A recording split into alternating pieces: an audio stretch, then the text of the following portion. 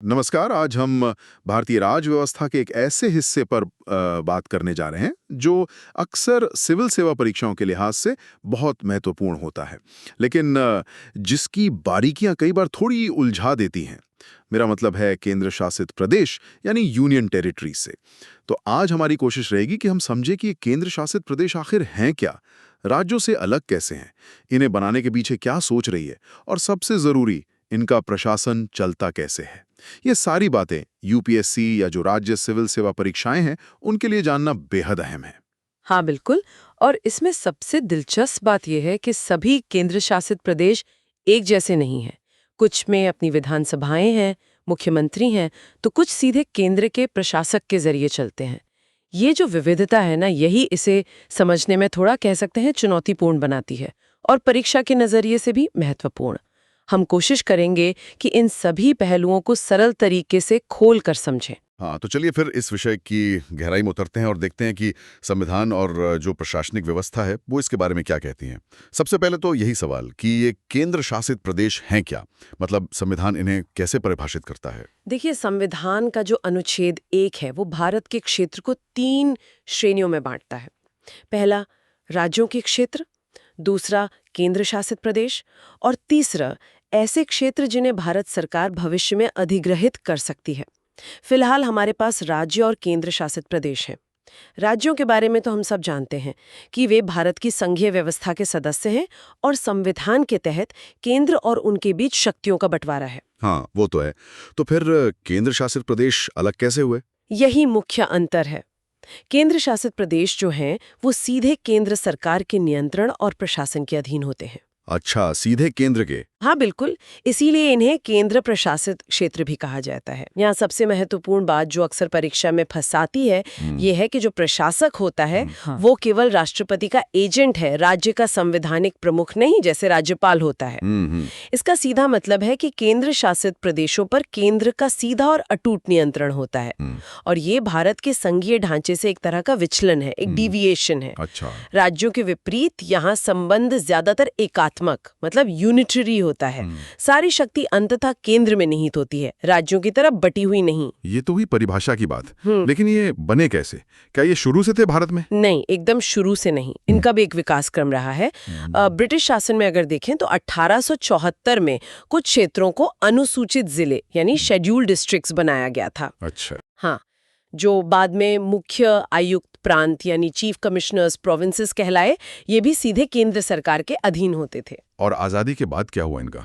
आजादी के बाद जब संविधान लागू हुआ तो इन क्षेत्रों को भाग सी राज्यों और भाग डी क्षेत्रों में रखा गया। भाग डी में जैसे अंडमान निकोबार था। हाँ बिल्कुल, लेकिन फिर 1956 में एक बड़ा बदलाव आया।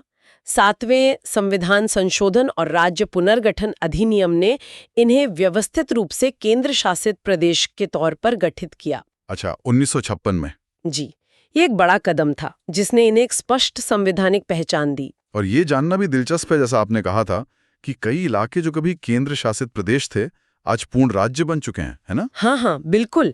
आप देखिए, हिमाचल प्रदेश, मणिपुर, त्रिपुरा, मिजोरम, अरुणाचल प्रदेश, गोवा, ये सब कभी ना कभी केंद्र शासित प्रदेश रहे हैं। सही। ये दिखाता है कि ये व्यवस्था कितनी गतिशील रही है और जरूरत के हिसाब से बदली है। इसी तरह पुर्तगाल से लिए गए गोवा, दमन और दीव, दादरा और नगर हवेली, और फ्रांस से मिला पुडुचेरी भी शुरू में केंद्र शासित प्रदेश बने थे। तो आज की तारीख में कितने हैं ये केंद्र शासित प्रदेश? वर्तमान में 9 हैं। अंडमान और निकोबार द्वीप समूह ये 1956 से है, दिल्ली 1956, लक्षद्वीप 1956, फिर दादरा और नगर हवेली 1961, दमन और दीव 1962, पुडुचेरी 1962, चंडीगढ़ 1966 और 2019 में बने जम्मू और कश्मीर और लद्दाख। ये गठन का वर्ष याद रखना शायद जरूरी हो सकता है परीक्षा के लिए। हाँ, कभी कभी क्रम या मिलान वाले सवालों में पूछ लेते हैं। और कुछ के नाम भी बदले शायद समय के साथ। हाँ, वो भी है। जैसे लक्षद्वीप को 1973 तक लक्कादीव, मिनिकॉय और अमिनीदीवी द्वीप समूह कहते थे। अच्छा। दिल्ली को 1992 में 69 संशोधन से राष्ट्रीय राजधानी क्षेत्र दिल्ली यानी एनसीटी ऑफ दिल्ली का विशेष दर्जा और नाम मिला। और पुडुचेरी वो 2006 तक पांडिचेरी कहलाता था। ये छोटे छोटे फैक्ट्स भी महत्वपूर्ण हो जाते हैं। अब सबसे बड़ा सवाल, आखिर इन क्षेत्रों को राज्यों से अलग, मतलब केंद्र शासित प्रदेश बनाने की जरूरत क्यों पड़ी? क्या कारण थे इनके पीछे? इसके पीछे कोई एक कारण नहीं है, बल्कि कई तरह के कारण रहे हैं। हम उन्हें कुछ श्रेणियों में बांट सकते हैं समझने के लिए। जैसे कि क्या कारण हो सकते हैं? पहला और शायद सबसे स्पष्ट, राजनीतिक और प्रशासनिक महत्व। जैसे दिल्ली देश की राजधानी है, चंडीगढ़ को देखें तो वो पंजाब और हरियाणा दोनों की राजधानी है। हाँ, सही। तो इन पर किसी एक राज्य का नियंत्रण न होकर केंद्र का सीधा नियंत्रण रखना प्रशासनिक और राजनीतिक नजरिए से जरूरी समझा गया। अच्छा, और सांस्कृतिक कारण भी थे शायद। आपने पुडुचेरी का जिक्र किया था। बिल्कुल। दूसरा कारण यही है सांस्कृतिक विशिष्टता। पुडुचेरी में फ्रांसीसी संस्कृति की झलक है, तो दमन दीव और दादरा नगर हवेली पर पुर्तगाली प्रभाव रहा है। इनकी अलग पहचान बनाए रखने और विकास के लिए इन्हें केंद्र के अधीन रखना बेहतर समझा गया। तीसरा कारण शायद सामरिक महत्व का लगता है, जैसे अंडमान निकोबार या लक्षद्वीप वो द्वीप हैं। एकदम सही। तीसरा कारण है सामरिक महत्व। अंडमान निकोबार और लक्षद्वीप हमारी समुद्री सीमाओं, हमारी नौसेना और देश के सुरक्षा के लिहाज से बेहद अहम है। इनका सीधा केंद्रीय प्रशासन जरूरी माना गया। हाँ, ये समझ आता है। और एक चौथा कारण भी बताया जाता है, पिछड़े और आदिवासी इलाकों का विशेष ध्यान रखना। हाँ, चौथा कारण यही था, पिछड़े और जनजातीय लोगों के लिए विशेष देखभाल और उनके विकास पर खास ध्यान देना। मिजोरम, मणिपुर, त्रिपुरा, अरुणाचल प्रदेश को शुरू में इसी वजह से केंद्र शासित प्रदेश बनाया गया था। अच्छा। ताकि केंद्र सरकार सीधे उनके विकास की निगरानी कर सके। जैसा हमने पहले कहा, ये बाद में पूर्ण राज्य बन गए, जो दिखाता है कि ये उद्देश्य पूरा होने पर स्थिति बदल सकती है। और हाल ही में 2019 में जम्मू कश्मीर राज्य को 2 यूटीज में क्यों बांटा गया? उसके पीछे क्या तर्क दिए गए थे? उसके पीछे भी विशिष्ट कारण बताए गए थे। लद्दाख के लिए कहा गया कि एक तो वहाँ के लोगों की ये पुरानी मांग थी। हाँ, सुना था। दूसरा, इलाका बहुत बड़ा है, आबादी बहुत बिखरी हुई है और भौगोलिक रूप से काफी दुर्गम है। इसलिए इसे बिना विधानसभा वाला केंद्र शासित प्रदेश बनाना प्रशासनिक रूप से बेहतर समझा गया। और जम्मू कश्मीर का? वहीं जम्मू कश्मीर के लिए तर्क दिया गया कि वहाँ की जो मौजूदा आंतरिक सुरक्षा की स्थिति है, सीमा पार से आतंकवाद का जो खतरा है, उसको देखते हुए बेहतर प्रशासन और सुरक्षा नियंत्रण के लिए इसे विधानसभा के साथ एक अलग केंद्र शासित प्रदेश बनाना जरूरी है। चलिए, अब ये समझते हैं कि इनका प्रशासन आखिर चलता कैसे है। मतलब संविधान में क्या व्यवस्था है इसके लिए? संविधान का भाग 8 है और उसमें अनुच्छेद 239 से 241 तक इन्हीं से संबंधित है। अनुच्छेद 239 साफ कहता है कि हर केंद्र शासित प्रदेश का प्रशासन राष्ट्रपति चलाएंगे। राष्ट्रपति खुद? नहीं, खुद नहीं। वो इसके लिए एक प्रशासक नियुक्त करेंगे, जिससे वो कोई भी पदनाम मतलब डेजिग्नेशन दे सकते हैं। प्रशासक, ये वैसा ही है जैसे राज्यों में राज्यपाल होते हैं? नहीं, यहाँ पर एक बुनियादी और बहुत महत्वपूर्ण अंतर है जिसे समझना जरूरी है, खासकर परीक्षा के लिए। प्रशासक राष्ट्रपति का महज एक एजेंट होता है, उनका प्रतिनिधि। एजेंट? हाँ, वो राज्यपाल की तरह राज्य का संवैधानिक प्रमुख नहीं होता। राष्ट्रपति ही तय करते हैं कि प्रशासक को क्या कहा जाएगा। उपराज्यपाल लेफ्टिनेंट गवर्नर एलजी, या मुख्य आयुक्त चीफ कमिश्नर, या सिर्फ प्रशासक एडमिनिस्ट्रेटर। अच्छा, तो ये पदनाम राष्ट्रपति तय करते हैं? जी हाँ। तो अभी कहाँ-कहाँ उपराज्यपाल हैं और कहाँ प्रशासक? कुछ उदाहरण देंगे? बिल्कुल। वर्तमान में दिल्ली, पुडुचेरी, अंडमान निकोबार, जम्मू कश्मीर और लद्दाख, इन 5 में उपराज्यपाल यानी एलजी हैं, जबकि चंडीगढ़, दादरा नगर हवेली, दमन दीव और लक्षद्वीप में प्रशासक का पदनाम है। अच्छा, एक और बात सुनिए कि किसी राज्य के राज्यपाल को भी पास के केंद्र शासित प्रदेश का प्रशासक बनाया जा सकता है। ये कैसे होता है? हाँ, ये भी व्यवस्था है संविधान में। राष्ट्रपति किसी राज्य के राज्यपाल को उसके पड़ोस वाले केंद्र शासित प्रदेश का प्रशासक नियुक्त कर सकते हैं। ऐसी स्थिति में वो राज्यपाल उस केंद्र शासित प्रदेश के प्रशासक के तौर पर काम करते समय अपने राज्य की मंत्री परिषद की सलाह से स्वतंत्र होकर काम करते हैं। अच्छा, मतलब वो दोहरी भूमिका निभाते हैं। हाँ, कह सकते हैं, जैसे पंजाब के राज्यपाल ही चंडीगढ़ के प्रशासक होते हैं। आपने शुरू में कहा था कि सभी केंद्र शासित प्रदेशों में प्रशासनिक व्यवस्था एक जैसी नहीं है। कुछ में विधानसभाएं हैं, कुछ में नहीं। इस पर थोड़ी और रोशनी डालेंगे? हाँ, ये एक और अहम पहलू है और यहाँ भी काफी विविधता है। संविधान में अनुच्छेद 239A और बाद में अनुच्छेद 239 ए जोड़ा गया, जिसके तहत कुछ केंद्र शासित प्रदेशों में विधानसभा और मंत्री परिषद का प्रावधान किया गया है। किन-किन में है अब ये व्यवस्था? वर्तमान में 3 में है।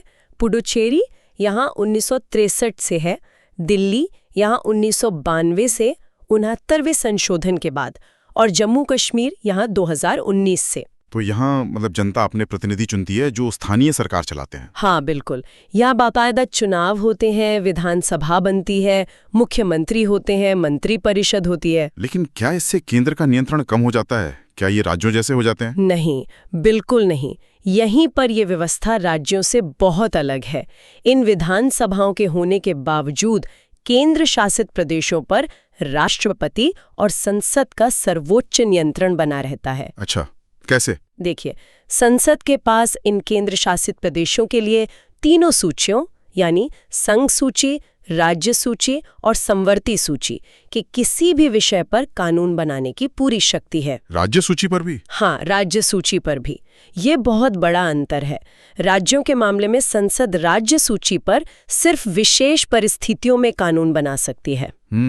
लेकिन यूटीज के मामले में संसद कभी भी राज्य सूची के विषय पर कानून बना सकती है, चाहे वहां विधानसभा हो या ना हो। यानी अगर संसद और मान लीजिए दिल्ली विधानसभा एक ही विषय पर कानून बनाए तो संसद का कानून मान्य होगा? सामान्यतः हाँ, संसद का कानून प्रभावी होता है। ये शक्ति पुडुचेरी, दिल्ली और जम्मू कश्मीर तीनों पर लागू होती है।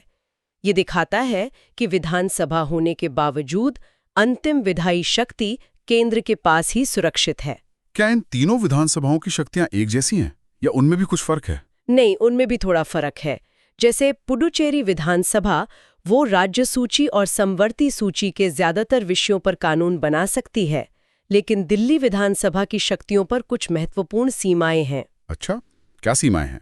दिल्ली विधानसभा राज्य सूची के विषयों पर कानून तो बना सकती है, पर 3 महत्वपूर्ण विषयों को छोड़कर लोक व्यवस्था, पब्लिक ऑर्डर, पुलिस और भूमि, लैंड। ओह, पुलिस और जमीन, ये तो बहुत अहम विषय हैं। हाँ, ये तीनों विषय सीधे केंद्र सरकार के अधिकार में है, क्योंकि दिल्ली राष्ट्रीय राजधानी है। इन पर दिल्ली विधानसभा कानून नहीं बना सकती। हाँ, वो संवर्ती सूची पर कानून बना सकती है। और जम्मू कश्मीर विधानसभा के बारे में? जम्मू कश्मीर विधानसभा भी राज्य सूची के विषयों पर कानून बना सकती है, लेकिन 2 विषयों को छोड़कर, लोक व्यवस्था, पब्लिक ऑर्डर और पुलिस। यहाँ भूमि शामिल नहीं है? नहीं, यहाँ भूमि राज्य सूची का विषय है, जिस पर विधानसभा कानून बना सकती है, पर लोक व्यवस्था और पुलिस केंद्र के पास है। जम्मू कश्मीर विधानसभा भी संवर्ती सूची पर कानून बना सकती है। तो जिन यूटीज में विधानसभा नहीं है, जैसे अंडमान निकोबार या लक्षद्वीप, वहाँ कानून कैसे बनते हैं? उन प्रदेशों के लिए जैसे अंडमान निकोबार, लक्षद्वीप, दादरा नगर हवेली, दमन दीव और लद्दाख, राष्ट्रपति को विशेष शक्ति दी गई है।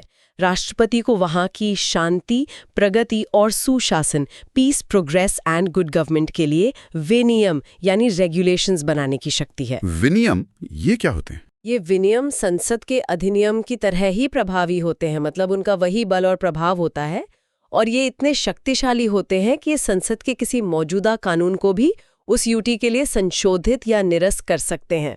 अच्छा।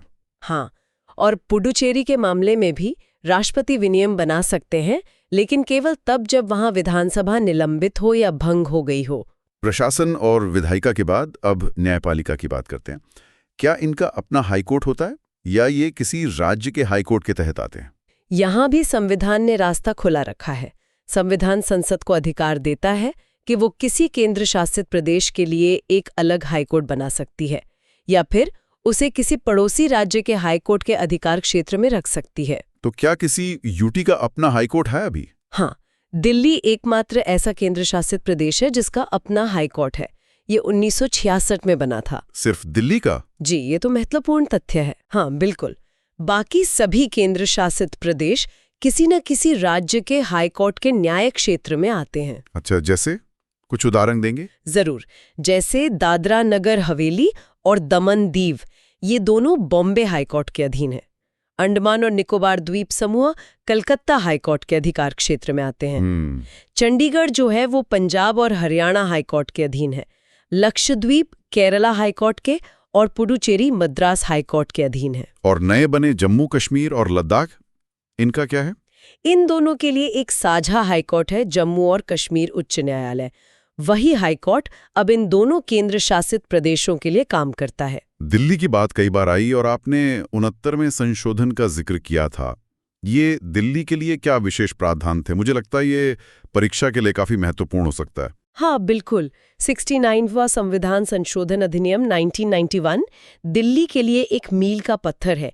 इसी ने दिल्ली को राष्ट्रीय राजधानी क्षेत्र यानी नेशनल कैपिटल टेरिटरी (NCT) का विशेष दर्जा दिया और यहीं के प्रशासक को उपराज्यपाल यानी लेफ्टिनेंट गवर्नर का पदनाम दिया गया। और विधानसभा और मंत्रिपरिषद भी इसी से बने। जी हाँ, सबसे बड़ी बात, इसने दिल्ली के लिए 70 सदस्यों वाली एक विधानसभा और एक मंत्रिपरिषद का प्रावधान किया। ठीक है। और इसकी विधानसभा की शक्तियों के बारे में हमने बात की थी कि पुलिस, लोक व्यवस्था और भूमि इसके अधिकार क्षेत्र से बाहर है।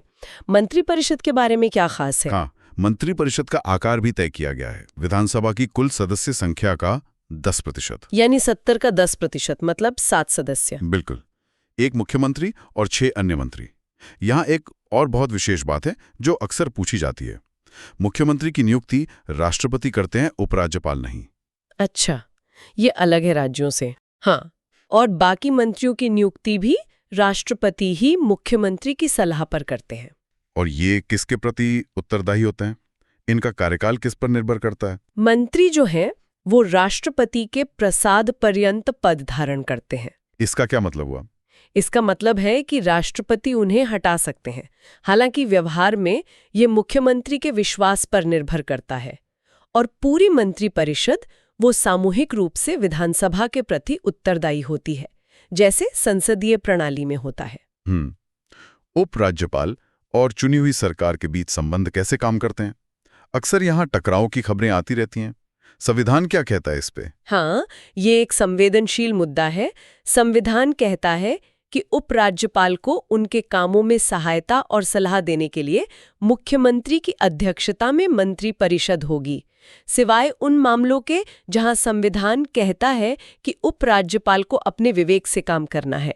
लेकिन अगर मतभेद हो जाए तो? हाँ, यहीं पर वो प्रावधान है जो अक्सर चर्चा में रहता है।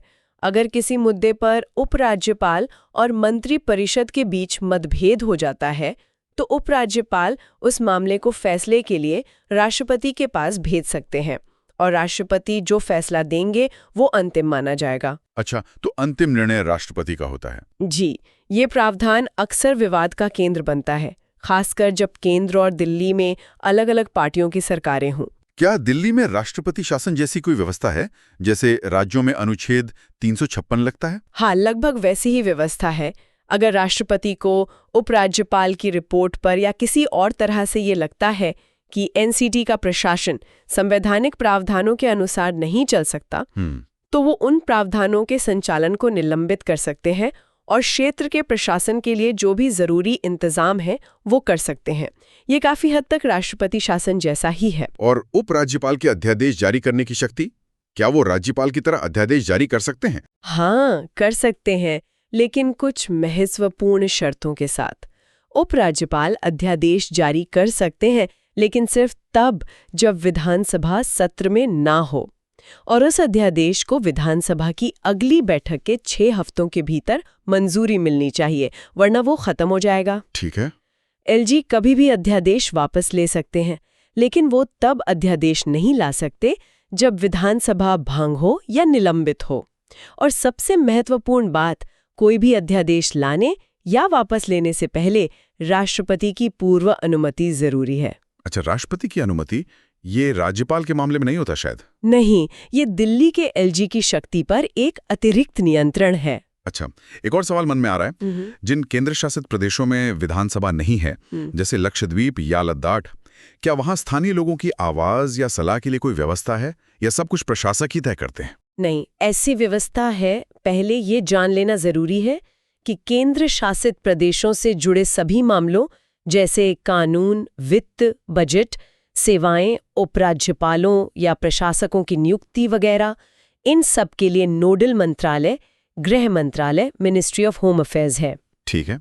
अब जिन 6 केंद्र शासित प्रदेशों में विधायिका नहीं है, अंडमान निकोबार, चंडीगढ़, दमन दीव, दादरा नगर हवेली, लक्षद्वीप और लद्दाख, उनके लिए 2 तरह की सलाहकार समितियां बनाई गई हैं। सलाहकार समितियां। हाँ, एक है गृह मंत्री सलाहकार समिति, होम मिनिस्टर्स एडवाइजरी कमेटी, और दूसरी है प्रशासक सलाहकार समिति, एडमिनिस्ट्रेटर्स एडवाइजरी कमेटी। ये कैसे काम करती हैं? इनमें कौन लोग होते हैं? HMAC की अध्यक्षता, जैसा नाम से ही जाहिर है, केंद्रीय गृह मंत्री करते हैं।